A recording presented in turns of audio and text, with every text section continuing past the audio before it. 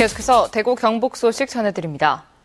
대구 경북 지역에 아침부터 내렸던 비는 대부분 그치고 점차 맑아지고 있습니다. 지금까지 강우량은 김천시 대덕면이 10mm로 가장 많고 포항 일부 지역에 0.5mm가 비가 내리는 등 대부분 약한 비가 내리다 그쳤습니다. 오늘 낮 최고 기온은 대구 23.9도 등 19도에서 25도의 분포로 어제보다 많이 떨어졌습니다. 내일은 대체로 맑겠고 아침 기온은 8도에서 16도, 낮 최고 기온은 대구가 30도까지 오르는 등 20도에서 30도의 분포로 덥겠습니다.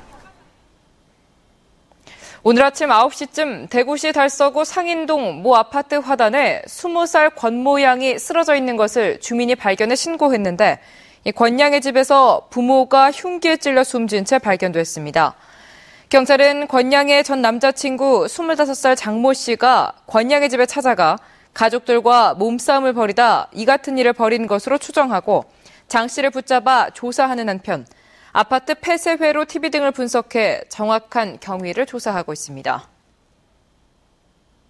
오는 6월 대구시장 선거에는 모두 5명이 후보로 등록했습니다. 이 후보들마다 네거티브 선거를 지향하고 정책 대결로 심판을 받겠다는 입장인데요. 각 후보들의 공약을 분야별로 비교 검증해봤습니다. 서성원 기자입니다. 대구시장 후보들이 내세운 경제 분야 공약은 소속 정당만큼이나 다양합니다. 권영진 후보는 창조경제 수도 건설, 김부겸 후보는 박정희 컨벤션 센터 건립을 전면에 내세웠습니다. 송영우 후보는 협동조합 지원, 이원준 후보는 불공정 거래 바로잡기에 방점을 찍었습니다. 후보들마다 세월호 참사의 분위기를 의식한 듯 안전대책을 주요 공약으로 내걸었는데 약속이나 한 듯 재난안전지휘권을 전문가에게 넘기겠다고 약속했습니다. 하지만 연말 개통을 앞둔 도시철도 3호선 운영 방식에 대한 견해 차이는 뚜렷했습니다. 권 후보는 안전 확보 후 개통을 약속한 반면 김 후보는 기관사급 안전요원 탑승, 송 후보와 이 후보는 무인 운영 전면 재검토를 내걸었습니다.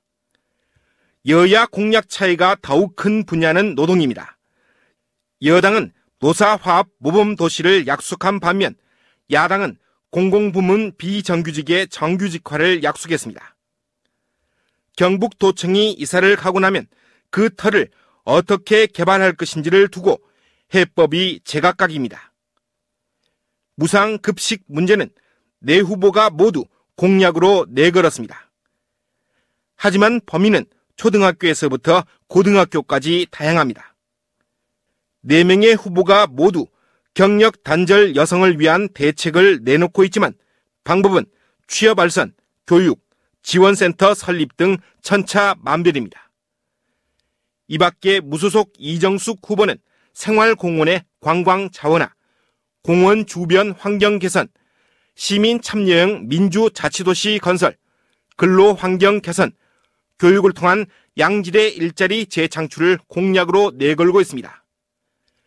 대구시장 후보들의 선거 공부와 공약, 정보 등은 중앙선거관리위원회 홈페이지에서 확인할 수 있습니다. MBC 뉴스 서성원입니다. 대구시 선거관리위원회는 지난 15일과 16일 6.4 지방선거 후보자 등록 과정에 후보자 관련 정보 12건을 잘못 입력한 사실을 확인하고 정보를 수정했다고 밝혔습니다. 잘못 입력했다가 수정한 정보는 병역 사항과 입후보 횟수, 전과 건수, 오탈자라고 덧붙였습니다. 대구시 선거관리위원회는 후보자 관련 정보를 일일이 입력하는 과정에 일부 실수가 있었다고 해명했습니다. 모레부터 공식 선거운동이 시작되지만 여야 모두 세월호 참사의 애도 전국에서 조용한 선거운동을 한다는 원칙을 정하고 로고송은 중앙당이 제작한 것만 사용하거나 율동 없이 조용하게 하고 유세 활동도 소규모 대화 형식으로 진행하도록 지침했습니다. 여야는 공식 선거운동 기간을 앞두고 중앙당과 도당, 지역 당협을 24시간 비상체제로 전환하고 선거 상황을 점검하기로 했습니다.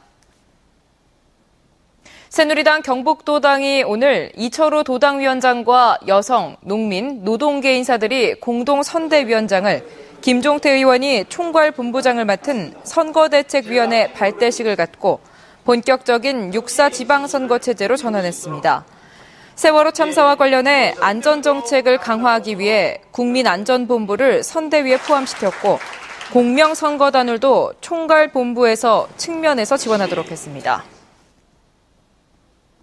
유령 회사를 차리고 법인 명의로 휴대전화 수백 대를 개통해 대포폰으로 되판 일당 21명이 경찰에 붙잡혔습니다. 엄지원 기자입니다. 떡하니 주식회사 명칭을 붙인 법인 회사들. 하지만 모두 서류로만 존재하는 유령 회사입니다. 경북지방청 광역수사대는 대구의 한 사무실에 유령 회사를 차리고 법인 명의로 휴대전화를 개통해 불법 유통시킨 혐의로 38살 한모 씨 등 4명을 구속했습니다. 또한 회사 설립을 위해 인감증명서 등 돈을 받고 개인정보를 제공한 40살 박모 씨 등 노숙자와 신용불량자 17명도 경찰에 불구속 입건됐습니다. 지난 3월부터 6개월간 이들이 세운 유령 회사는 82곳, 전국을 돌며 개통한 휴대전화만 420여 대에 이릅니다. 개통된 핸드폰은 중국 등 국내외 대포폰 업자에게 한 대당 40만 원씩 불법으로 판매하고 이는 보이스피싱 등 범죄에 활용됐을 가능성이 있습니다. 이렇게 챙긴 부당이익은 7천만 원. 더구나 단말기에서 불리한 유심칩의 경우 또 다른 업자에게 넘겨져 게임 사이트에서 소액 결제하는 데 사용됐습니다. 이들은 법인 명의를 이용하면 소규모 법인의 경우 최대 6대의 휴대전화를 개통할 수 있다는 점을 노렸습니다. 크게 다른 건 없는데 이제 사업자 등록증이 첨부가 돼야 되니까 그것만 말씀드려요. 또한 폐업 시 채권 회수가 힘든 점을 악용해 통신사의 요금 독촉이 시작되는 개통 3개월 후부터 회사 폐업을 신청해 이동통신사에 7억 5천여만 원의 손해를 끼쳤습니다. MBC 뉴스 엄지원입니다. 대구지방검찰청 서부지청은 지난해 6월부터 지금까지 중국의 서버와 사무실을 두고 인터넷 도박 사이트를 운영하면서 1조 1,600억 원 규모의 도박을 하도록 하고 수수료 명목으로 4.8% 514억여 원을 챙긴 혐의로 33살 A씨 등 6명을 구속 기소하고 다른 1명을 불구속 기소했습니다.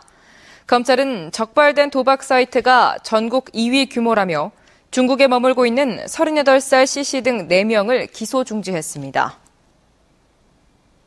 대구 남부경찰서는 지난해 6월부터 최근까지 인터넷 중고 물품 거래 사이트에서 카메라 등 물품을 판매한다고 속여 93명으로부터 1,300만 원을 가로챈 혐의로 27살 김모 씨를 구속했습니다. 경찰 조사 결과 김 씨는 지난 2012년 1월에 사기 등의 혐의로 실형을 마치고 출소해 인터넷에서 사기 행각을 벌인 것으로 드러났습니다. 대구지방경찰청은 지적장애인 53살 A씨에게 기초수급자와 장애인 판정을 받아주고 국제결혼도 시켜주겠다며 속여 대부업체로부터 대출을 받게 해 930만 원을 받아 가로챈 혐의로 55살 B씨 등 3명을 구속하고 42살 C씨를 불구속 입건했습니다. 베개 공장을 경영하는 B씨는 A씨를 자신의 공장에서 생활하게 하면서 베개를 만들거나 길거리에서 팔도록 해 약 22개월 동안 4천만 원의 임금을 착취한 혐의도 받고 있습니다. 지금까지 대구 경북 소식 전해드렸습니다. 고맙습니다.